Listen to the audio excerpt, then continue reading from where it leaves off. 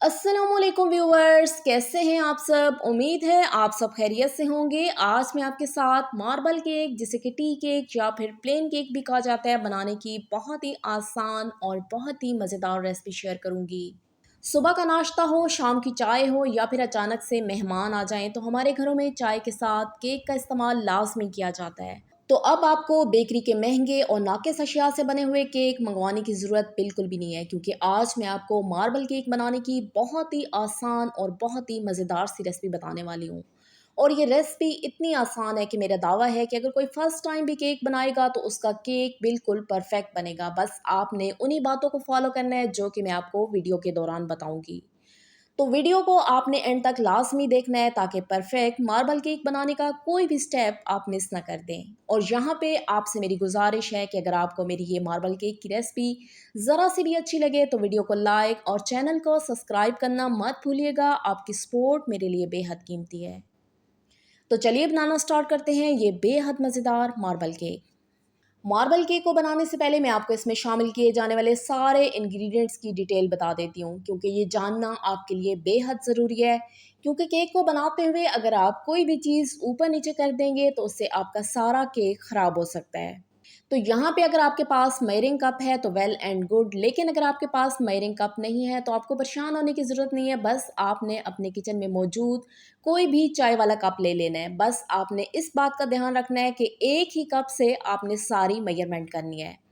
तो यहाँ पे सबसे पहले मैंने 3 अदद अंडे लिए हैं। अंडे आपने रूम टेम्परेचर वाले लेने हैं, फ्रिज वाले अंडे आपने बिल्कुल भी इस्तेमाल नहीं करने हैं। इसके साथ ही यहाँ पे मैंने 1.5 कप मैदा लिया है। मैदा आपने छान के इस्तेमाल करना है। जब भी आपने बेकिंग करनी हो आप लाजमी मैदे को छान लें। इसके साथ ही यहाँ पे मैंने 1 कप भर के चीनी का लिया है, हाफ कप मैंने कुकिंग ऑयल का लिया है। और इसके साथ ही यहाँ पे मैंने 4 से 5 अदद इलायचियाँ ली थी और इलायचियों के मैंने बीज निकाल दिए थे और छिलकों को साइड पे करने के बाद मैंने बीजों को मोटा मोटा कूट लिया था। और उसके बाद यहाँ पे मैंने रोस्मोर का कोको पाउडर लिया है और रोस्मोर का ही यहाँ पे मैंने बेकिंग पाउडर ले लिया है। तो यहाँ पे मैंने मैदा, चीनी और कुकिंग ऑयल चाय वाले कप के साथ ही मेजर करके लिए हैं। अब हम अपनी रेसिपी को स्टार्ट करते हैं। केक बनाने के लिए सबसे पहला काम अंडों को अच्छे तरीके से बीट करना है। तो यहाँ पे ज़रूरी नहीं है कि आपके पास बीटर हो तो तभी अंडे बीट होंगे, बल्कि आप जूसर ग्राइंडर के अंदर भी इनको अच्छे तरीके से बीट कर सकते हैं। तो यहाँ पे मैंने एक जूसर ग्राइंडर लिया है और सबसे पहले मैं इसमें अंडे शामिल कर देती हूँ। अब अंडे शामिल करने के बाद 3 से 4 मिनट के लिए आपने इनको अच्छी तरीके से बीट करना है। और यहाँ पे आपने अंडों को इतना बीट करना है कि इनमें अच्छी सी झाग बन जाए।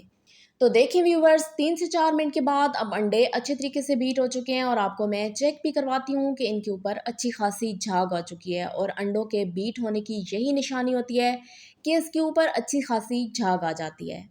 तो अब आपने इसमें चीनी शामिल कर देनी है। यहाँ पे अगर आपके पास पिसी हुई चीनी हो तो वो भी आप इसमें इस्तेमाल कर सकते हैं, लेकिन अगर आपके पास पिसी हुई चीनी ना हो तो आप साबुत ही चीनी इसमें शामिल कर दें।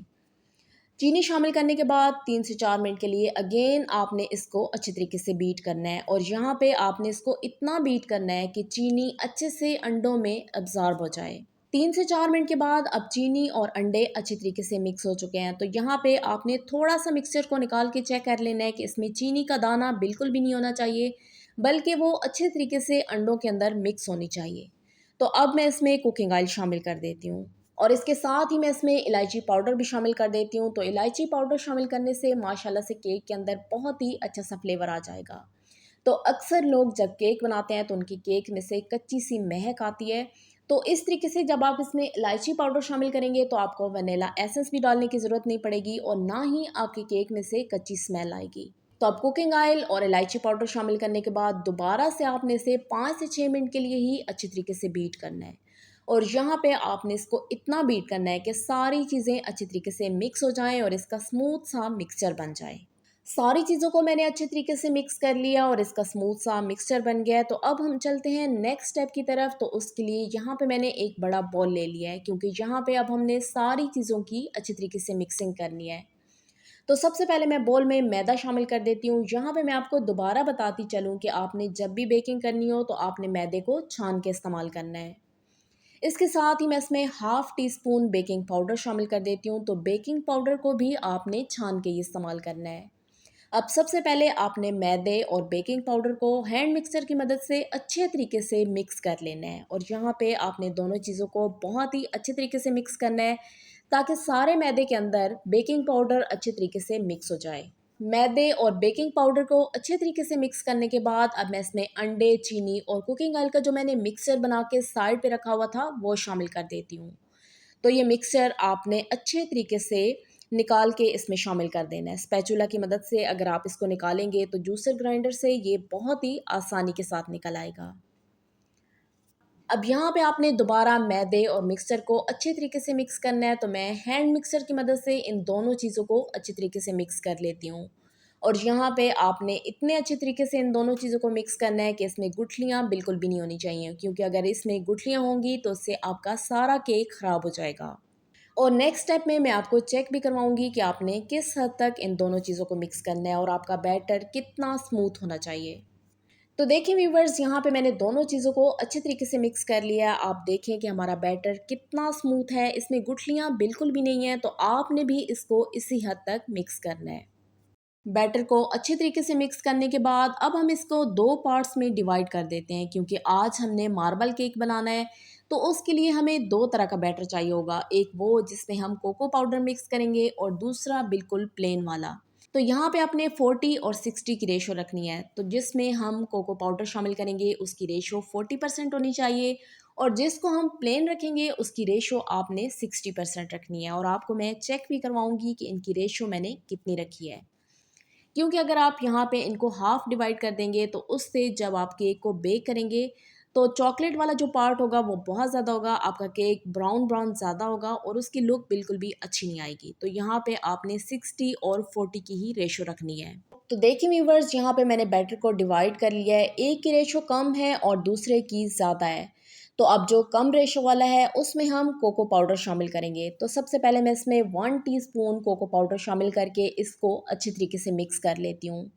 अभी मैंने इसमें 1 टीस्पून ही कोको पाउडर शामिल किया था ताकि आपको मैं बैटर का कलर चेक करवा सकूं।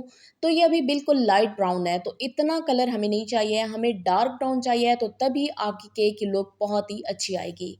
तो मैं इसमें मज़ीद 1 टीस्पून ही कोको पाउडर और शामिल करके इसको दोबारा से अच्छी तरीके से मिक्स कर लेती हूँ। और यहाँ पे आपने इसे इतना ही मिक्स करना है कि ये इसमें अच्छे से एब्जॉर्ब हो जाए और इसमें गुठलियाँ या बबल्स बिल्कुल भी नहीं होने चाहिए।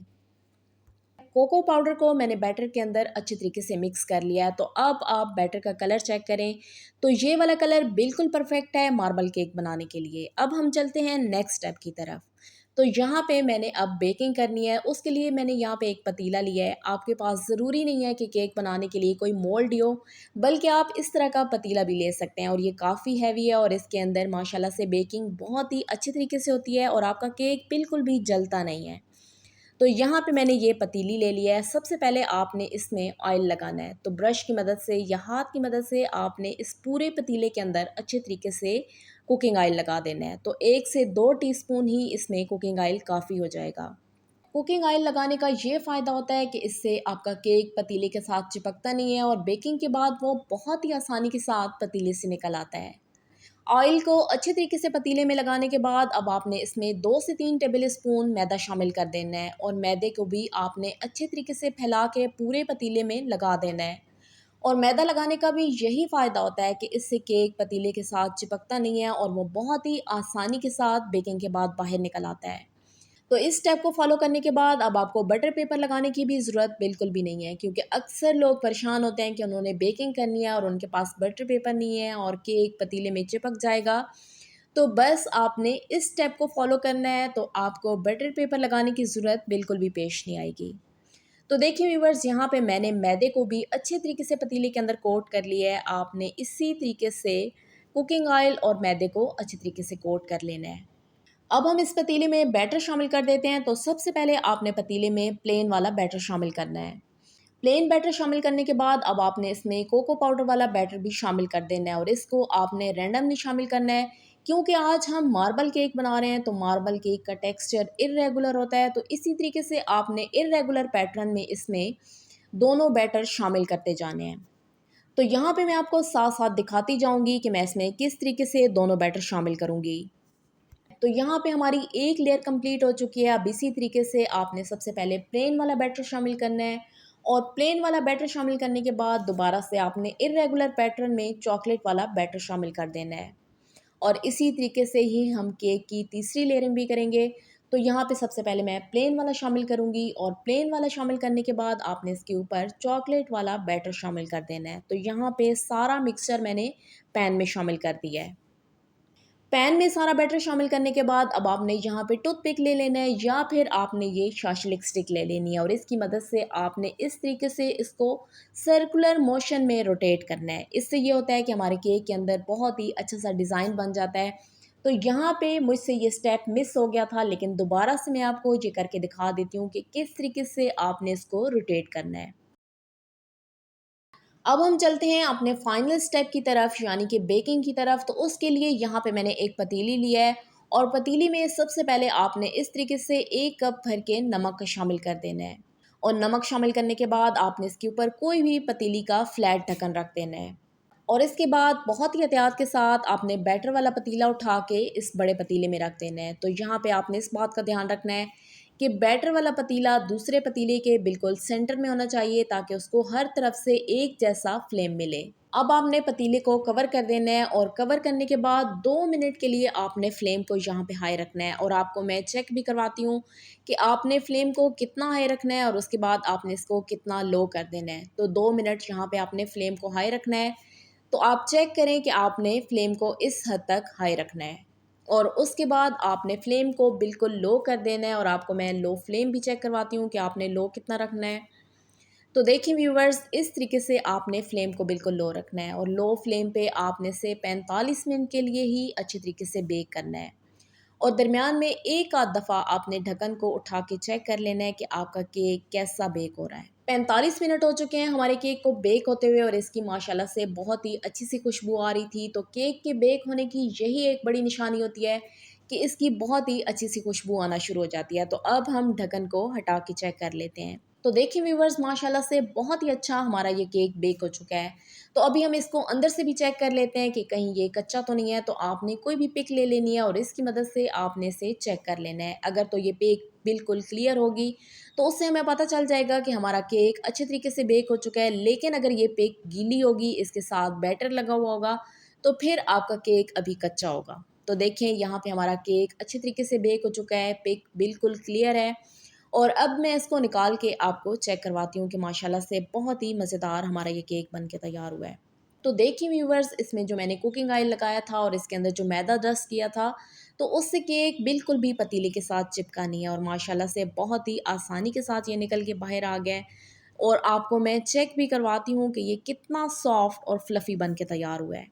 केक को पतीले से निकालने के बाद अब हम इसकी कटिंग भी कर लेते हैं और आपको मैं इसका टेक्सचर भी चेक करवा देती हूँ कि माशाल्लाह से कितना ज़बरदस्त हमारा ये केक बन के तैयार हुआ है। तो ये है हमारे मार्बल केक की फाइनल लुक। माशाल्लाह से आप इसका टेक्सचर देखें कि इसका टेक्सचर कितना अच्छा है और ये इतना ही सॉफ्ट और फ्लफ़ी भी है और इसकी खुशबू भी इतनी ही अच्छी आ रही है। तो आपने इस रेसिपी को घर पे ज़रूर ट्राई करना है और मुझे भी आपने फ़ीडबैक में लाज़मी बताना है कि आपको मेरी ये मार्बल केक की रेसिपी कैसी लगी।